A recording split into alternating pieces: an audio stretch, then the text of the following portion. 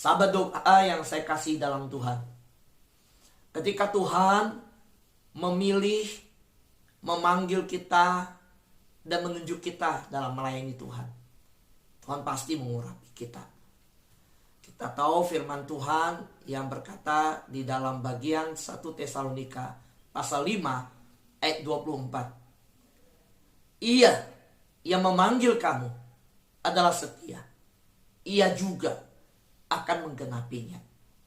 Sahabat doa yang terkasih dalam Tuhan, kesetiaan Tuhan tidak ada bandingnya dengan apapun di dunia ini.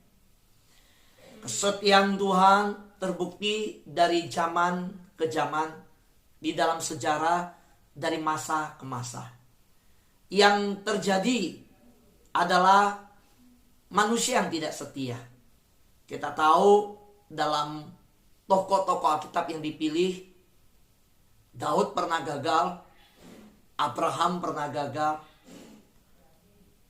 Semua tokoh Alkitab ada banyak ya, dari antara yang ada tercatat gagal memenuhi maksud dan rencana Tuhan. Tetapi Tuhan tetap setia pada rencananya, pada panggilannya. Tidak pernah berubah. Kalau kita lihat Israel berubah. Israel berubah setia, tapi Tuhan tetap setia. Nah, inilah yang menjadikan kita hari ini harus menjadi orang yang setia. Karena karakter Allah kita adalah karakter yang setia. Untuk setia akan teruji dengan waktu. Kita melihat, kalau kita punya Tuhan yang setia, biarlah karakter kita harusnya merefleksikan, seperti bulan merefleksikan sinar matahari, demikian hidup kita merefleksikan akan kesetiaan Tuhan. Adakah orang yang setia? Di dalam kita tahu, setiap kali panggilan Tuhan, upah yang Tuhan berikan kepada mereka yang di dalam Alkitab dikatakan mereka adalah orang yang setia, mereka selalu diperkatakan di dalam panggilan Tuhan, mari hambaku yang setia, mari masuk. Nah, setia ini suatu hal yang sangat penting untuk kita benar-benar mengerti. Setia. Nah, sekarang kalau Tuhan memanggil kita adalah setia, mari kita mempelajari lebih dalam pertanyaan yang sudah kita pakai dalam menuntun kita dalam perjalanan firman Tuhan kemarin. Nah, apakah saudara ingin kuasa Tuhan bekerja dalam hidup saudara? Itu yang jadi pertanyaan. Apakah arti memiliki urapan Tuhan? Nah, semua kita tentu bertanya, kalau Tuhan memilih, Tuhan menunjuk, Tuhan mengurapi saya. Lalu apa arti mengurapi urapan Tuhan, memiliki urapan Tuhan? Dan lebih jauh lagi, kita semua ingin memiliki kuasa Tuhan bekerja atas hidup kita. Tanpa kuasa Tuhan bekerja atas hidup kita, tidak ada satupun dari kita bisa melayani Tuhan. Jangan pernah berpikir kita bisa melayani dengan gagah kuatnya kita. Enggak. Kalau kita bisa melayani seperti dalam doa saya, kita bisa setiap hari masuk ke Zoom saja. Itu anugerah Tuhan. Apalagi ketika saya menyadari kalau bisa setiap hari melayani. Ini anugerah Tuhan. Waktu saudara melihat poster ya, poster yang hari Rabu seminar kesehatan, ada yang bertanya, Pak Fu, itu poster biasanya kalau seminar sebelum-sebelumnya ada Pak Fu dengan satu dokter. Ini Pak Fu kenapa nggak dimasukin? Sebaiknya Pak Fu dimasukin posternya. Saya bilang, saya kalau bisa itu nggak usah dimasukin. Karena yang dikenal itu Tuhan, bukan saya. Acara itu yang diperkenalkan adalah bagaimana orang bisa dididik menjaga kesehatan mereka. Tubuh adalah bait Allah. Kalau dulu waktu memulai talk show kesehatan, talk show kebangsaan dengan Pak Ahok, dengan dokter, dengan pilot yang ada. Saya mengizinkan foto saya dipakai, dimasukkan. Karena itu awal, bahkan kita memulai sahabat doa dengan belakangnya FKK. Orang nanya waktu itu, Pak Fu, ini sahabat doa apa? Karena waktu saya lihat di Facebook, lihat yang lain, ketik nama sahabat doa, banyak sahabat doa. Harus ada orang mau tahu nih sahabat doa apa dulu bedanya gitu loh kan. Nah, akhirnya kita pakai nama FKK. Jujur saya berat pakai nama FKK. Kalau tanya saya mau pakai nggak? Saya nggak mau pakai. Dalam etika pelayanan, dalam prinsip pelayanan saya nggak mau. Soalnya ingat, saudara curi kemuliaan Tuhan, saudara hadapannya bukan dengan manusia, saudara hadapannya dengan Tuhan. Yang dicuri siapa? Kalau saya curi masuk rumah nih, kalau ada orang masuk rumah, curi begitu kan? Yang dicuri apa? Masuk rumahnya Bu Yoyo, nah, hadapannya dengan Bu Yoyo kan begitu. Contoh namanya siapa? Dia masuk rumah, ya, masuk rumah siapa? Rumah Ernawati. Yang dihadapin, yang dicuri barangnya Ernawati, yang dihadapin Ernawati, kan begitu. Nah, kalau kita curi kemuliaan Tuhan, yang kita hadapin siapa? Tuhan. Dan lebih sedih lagi, gak ada manusia yang bisa curi kemuliaan Tuhan. Yang ada adalah kita akan berhadapan dengan penghakiman Tuhan.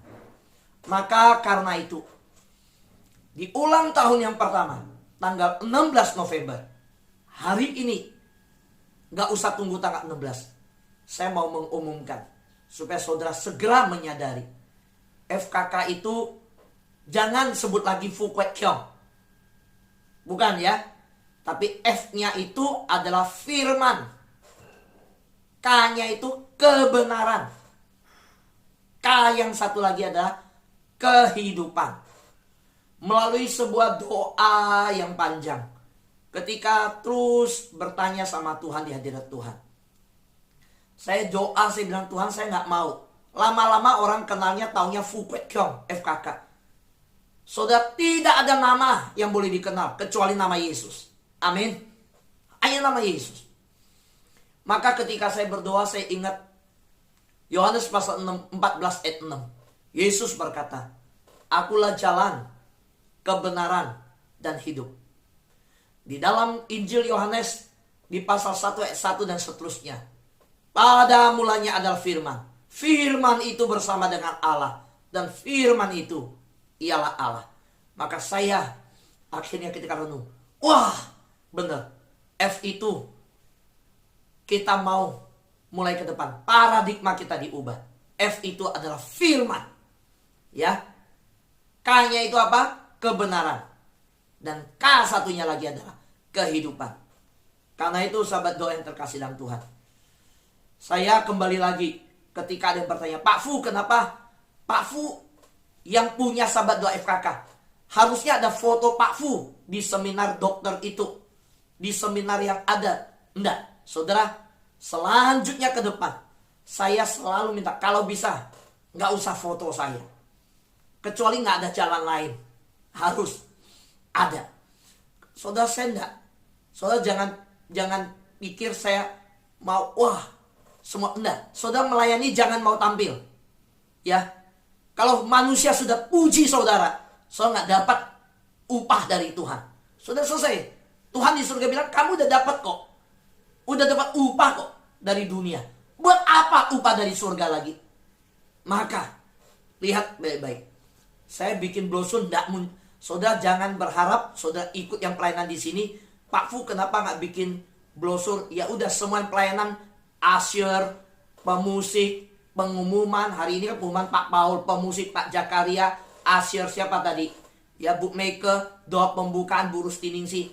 Setiap hari bikin brosurnya mukanya ditampilkan. Enggak mau saya. Buat apa? Karena kita bukan jual wajah. Yang kita perkenalkan nama Yesus. Kalau saya jual wajah saudara tampilkan, saudara jadi sombong. Saudara justru jatuh di hadapan Tuhan. Nah, sahabat doa yang terkasih Tuhan. Maka kita harus setia pada panggilan Tuhan. Ingat, kuasa datang, bekerja melalui hidup hidup kita. Itu karena Tuhan yang pakai kita. Kita cuma saluran pipanya. Saudara, memiliki urapan Tuhan, apa artinya? Yaitu, yang kedua artinya. Yang pertama sudah kita bahas kemarin, ya. Yang kedua arti memiliki urapan Tuhan. Apa arti urapan Tuhan? Urapan Tuhan itu berarti pada waktu kita diberikan, itu membuat tugas yang sulit menjadi mudah. Tugas yang mustahil menjadi tidak mustahil. Tugas yang berat menjadi ringan. Sahabat doa yang terkasih dalam Tuhan, wanita yang datang menumpahkan narwastu, mengurapi Yesus, bahkan dengan rambutnya menyekah kaki Yesus. Itu tugas yang tidak mudah. Seorang wanita di dalam tradisi zaman dulu Yahudi, itu ada terpinggirkan seperti second class. Saudara bisa lihat hari-hari ini kalau yang terjadi di Afghanistan, maka ada aturan-aturan yang dimana negara-negara masih kita lihat di dunia, wanita nggak boleh nyetir, wanita nggak boleh main sepak bola. Itu terjadi. Kalau kita lihat di masa tradisi Yahudi, nggak heran saudara. Tetapi wanita yang datang kepada Yesus, dia berani di depan semua pria yang ada.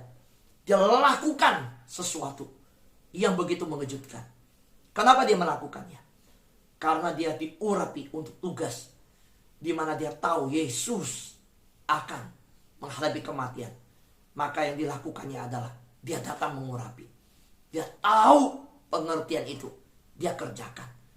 Sahabat doa yang terkasih dalam Tuhan, kita terbatas dalam sumber daya, energi, pengetahuan, kebijaksanaan, dan bakat. Saudara dan saya adalah orang-orang yang terbatas. Tetapi Tuhan yang saudara miliki tidak terbatas. Karena itu, pada waktu kita pelayanan, kita harus minta sama Tuhan. Kita minta Tuhan datangkan. Saudara, saya mau sampaikan ini. Perhatikan, saya mau lihat saudara semua. Sahabat doa dibangun dengan selalu berlutut, bersujud, minta Tuhan kirim orang. Kita kasih kesempatan. Ketika orang itu datang, kita tahu. Bahkan, saudara, kita ketika beri kesempatan, ya, kita tahu. Saya sampai menerima kabar, Pak Fu, ini sudah lama ikut, tapi nggak pernah dapat kesempatan pelayanan loh. So lihat, lalu kita buka kesempatan, kita kasih.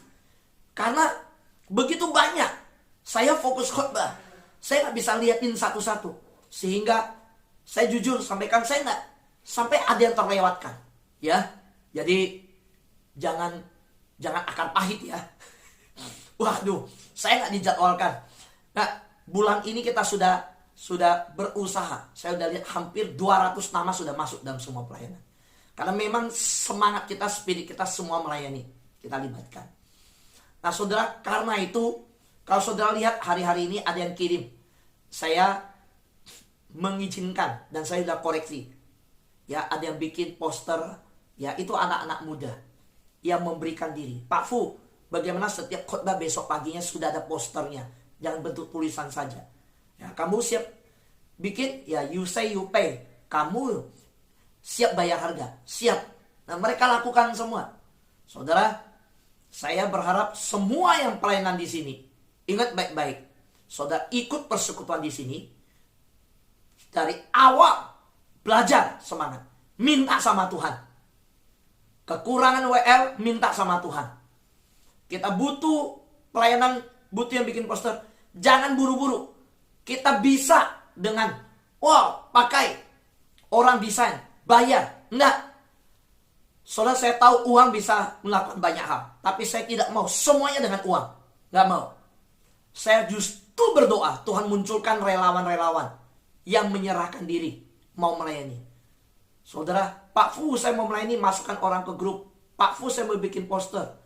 Pak Fu saya mau bantu ini. Nah, itu yang saya lakukan. Jadi saudara, termasuk saudara jangan bawa kalau orang sudah pelayanan di tempat lain, dia ibadah jam 5. Lalu di sana dia sudah tertanam. Lalu kita tarik orang ke sahabat doa. Saya tidak mau, ingat ya, kita tidak mau memancing di kolam orang lain. Saya mau sampaikan, sahabat doa bukanlah sebuah pelayanan yang saudara masuk ke tempat orang lain, saudara lihat doa di sana siapa aja, lalu bagus saudara panggil, saudara masukkan ke sini. Jangan saudara. Kita tidak mau. Pelayanan sahabat doa adalah pelayanan yang murni, yang semua rindu untuk bergaul dengan Tuhan. Ya, saudara. Jadi, ingat, semua pelayanan yang kita bangun, kita sadar kita terbatas. Terbatas energi, terbatas pengetahuan, terbatas bijaksana. Tapi kan ada Tuhan yang tidak terbatas. Karena itu, kalau ada Tuhan yang tidak terbatas, yang punya semua sumber daya yang kita butuhkan, jangan datang sama manusia. Datang sama Tuhan. Minta sama Tuhan. Karena kalau Tuhan utus kita, Tuhan yang memberkati, Tuhan yang menyertai kita membentuk Zoom ini, Tuhan akan sediakan semua. Cukup. Tuhan akan siapkan semua. Oleh karena itu, sahabat doa yang terkasih dalam Tuhan, yang selanjutnya kita lihat bahwa urapan Tuhan membuat saudara dapat menangani pelayanan dan pekerjaan lebih baik, bertahan lebih lama, dan lebih jauh.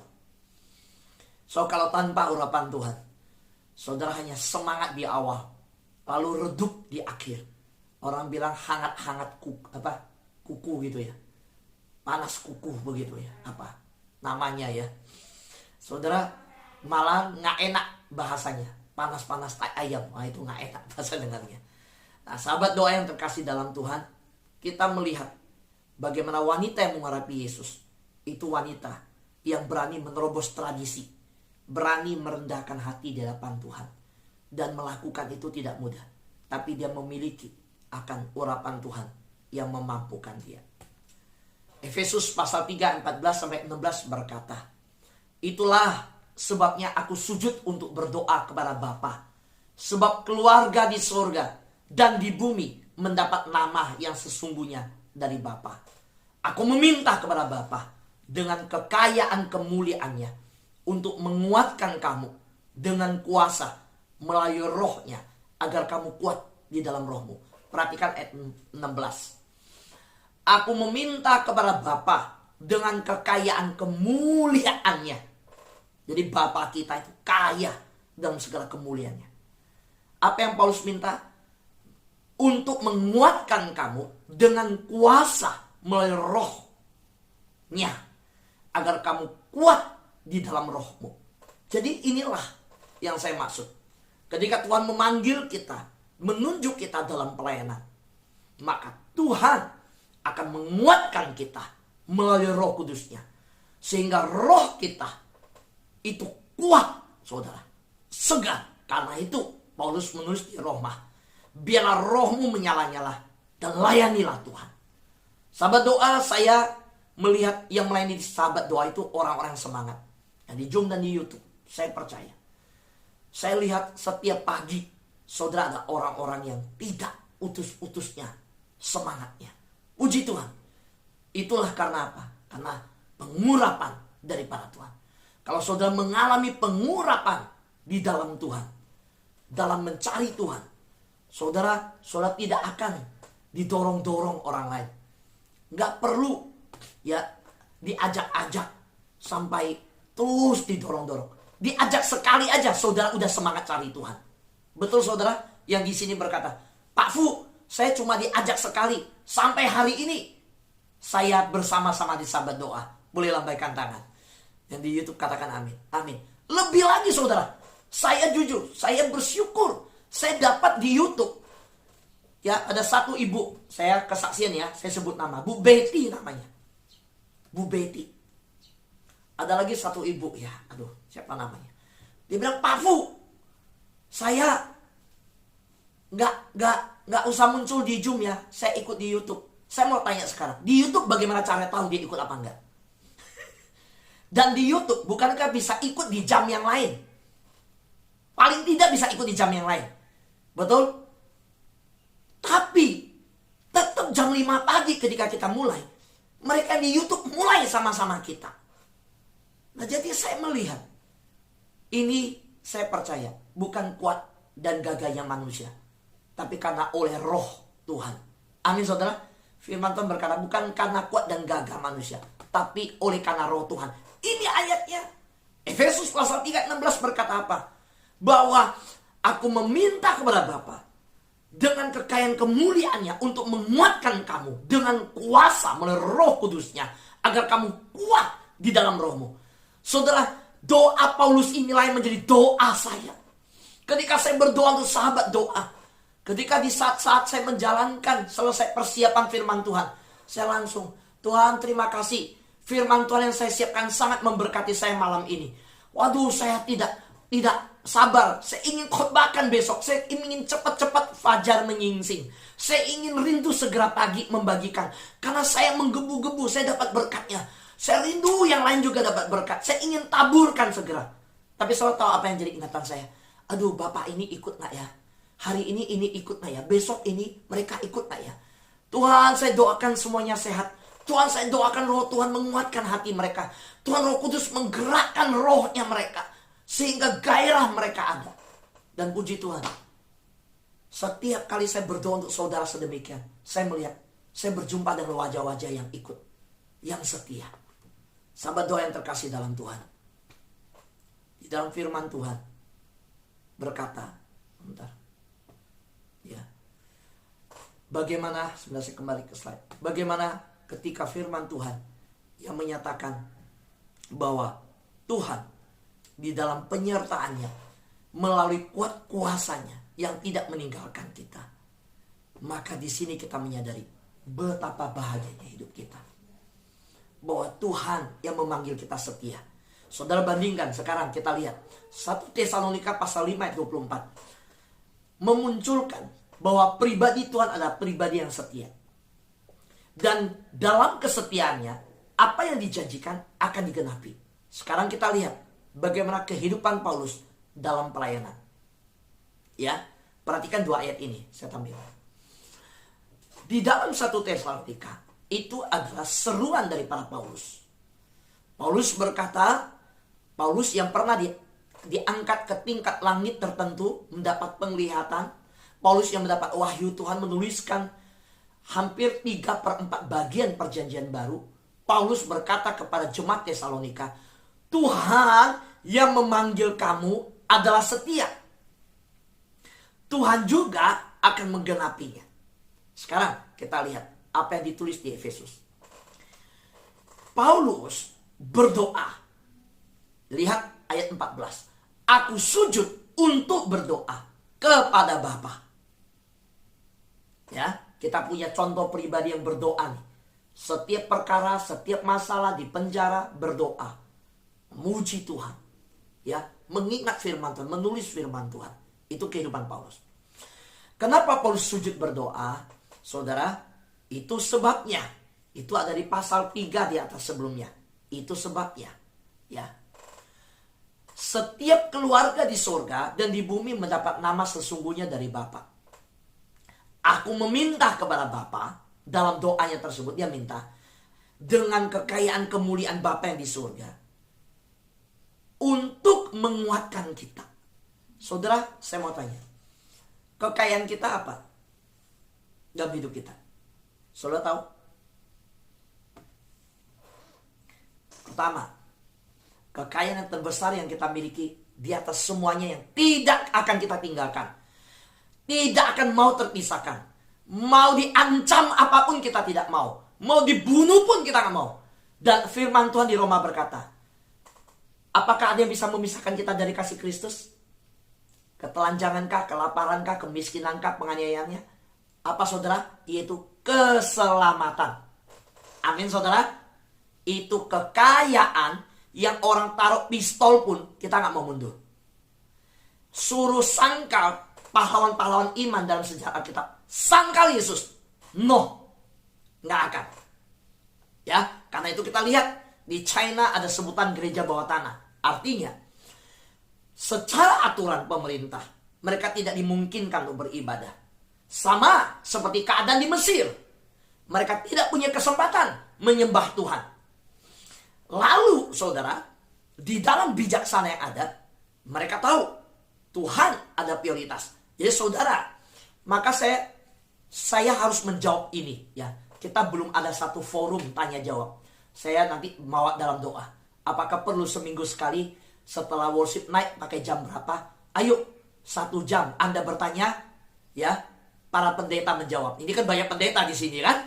Jangan hanya saya ya. Ayo kita tanya jawab. Karena saya pikir itu penting. Sekarang saya kasih contoh.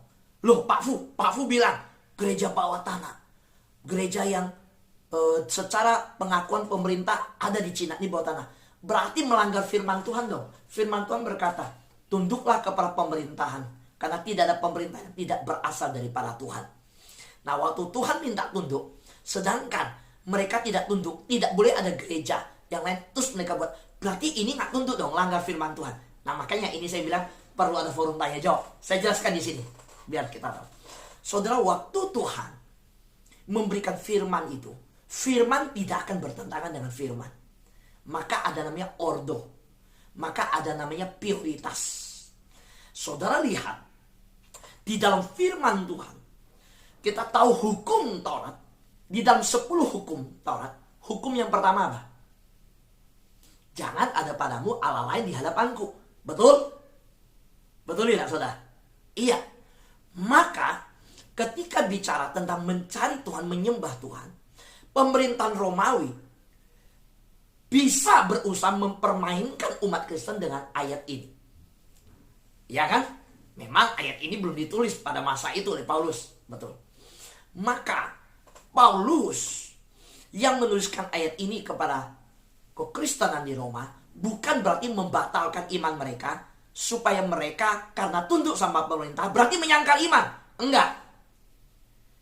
Paulus mengajarkan tunduk pada pemerintah di dalam hal mereka bagaimana membayar pajak. Ingat, Yesus berkata, berikanlah kepada Tuhan apa yang jadi milik Tuhan.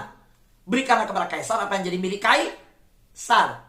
Jadi ketika bicara ibadah, ketika bicara keselamatan iman, saudara, ketika bicara keselamatan iman, kepada keselamatan, kita melihat pahlawan-pahlawan iman pada masa waktu itu dipertandingkan dengan gladiator. Mereka dipertandingkan, dihukum dengan segala cara, dimatikan, bahkan dibakar hidup-hidup. Mereka tidak menyangkal iman. Sedangkan pemerintah meminta mereka menyangkal iman. Nah di titik itu kita tahu Tuhan yang harus dipilih, bukan bagian daripada aturan negara. Maka di China kita tahu aturannya ada gereja-gereja resmi diakui. Tetapi begitu banyak kekristenan dalam tidak boleh punya Alkitab, tidak boleh baca Alkitab, dengan ada banyak larangan Alkitab. Maka mereka ibadah, mereka menjalankan. Kenapa? Itulah semangat mencari Tuhan, menjadikan Tuhan yang terutama. Nah kalau kita kaitkan dengan sejarah, maka di Israel, di masa Mesir sudah terjadi. Di mana Israel itu keluar. Karena mereka apa? Mereka harus memprioritaskan Tuhan di atas segalanya. Mereka memisahkan diri dengan Mesir untuk menjadi satu bangsa yang menyembah Tuhan. Oke, jelas ya. Nah sekarang perhatikan bahwa Paulus dalam permintaan doanya ini yaitu apa? Untuk menguatkan kamu. Aku meminta kepada Bapa dengan kekayaan kemuliaannya. Kekayaan kemuliaan itu untuk menguatkan kita supaya dalam roh kita itu kuat, tetap terkoneksi dengan Tuhan, tetap beribadah, tetap bebas mencari Tuhan, setia mencari Tuhan. Jadi ingat, kekayaan kemuliaan surga diberikan kepada kita bukan untuk gagah-gagahan, bukan untuk sombong, bukan hanya berkata aku anak raja, kamu anak raja, dia anak gembel. Mana ada lagu begitu? Nggak ada. Kita adalah anak raja karena kemuliaan kekayaan diberikan kepada kita. Yaitu apa? Pertama, keselamatan. Itu paling berharga. Ya. Kedua, apa itu saudara? Berdiri di doa. Roh Kudus. So, saya mau tanya, yang memeteraikan keselamatan siapa? Yang mencap stempel kita itu meterai keselamatan siapa? Roh Kudus. Jadi, soalnya lihat di Alkitab, ada yang dengan uangnya bilang, berikanlah aku Roh Kudus. Rasul bilang apa? Nyala engkau dengan semua uangmu. Kamu pikir kuasa Allah bisa dibeli? Kamu pikir Roh Kudus bisa dibeli? Tidak bisa. Jadi saudara, ketika engkau dan saya diselamatkan, Bapa di surga memberikan kemuliaan kekayaannya dan menjadikan kita keluarga. Ingat ya, kita keluarga surga, ya. Diberkati, yaitu apa? Dengan Roh Kudus yang tinggal dalam kita. Wah, saudara, jangan pernah saudara berpikir bisa dibeli. Kekayaan apapun, jadi nggak bisa. Jadi saudara jangan melihat diri saudara miskin, hidup miskin. Jangan hanya lihat yang materi. Enggak, di dalam Tuhan, saudara dan saya miskin telah dijadikan kaya. Amin saudara. Dengan apa? Dengan kekayaan kemuliaan surga yang telah dilimpahkan kepada kita. Tujuannya apa? Hanya satu. Saya tutup dengan ini. Perhatikan. Yaitu apa? Agar kamu kuat di dalam rohmu. Rohmu. Roh penurut, daging lemah. Biarlah rohmu menyala-nyala dan layanilah Tuhan. Nah, maka dari kemarin Senin dan hari ini Selasa, kita belajar tuntunan firman Tuhan tentang melayani. Tuhan yang menunjuk melayani, Tuhan akan mengurapi kita. Dengan apa? Dengan Roh Kudusnya. Karena itu kisah para rasul, murid-murid gak mungkin bisa pergi ke seluruh bumi, ujung bumi dalam masa penganiayaan. Tetapi Tuhan memberikan Roh Kudusnya. Maka mereka sanggup melayani. Inilah jawabannya. Apa artinya? Diurapi untuk pelayanan. Yaitu diberikan kekayaan kemuliaan surga, yaitu keselamatan dan Roh Kudus yang diberikan untuk kita pergi melayani. Amin. Tuhan memberkati kita. Tuhan menguatkan roh kita untuk melayani Tuhan dengan kuasa Roh Kudus dari tempat yang maha tinggi.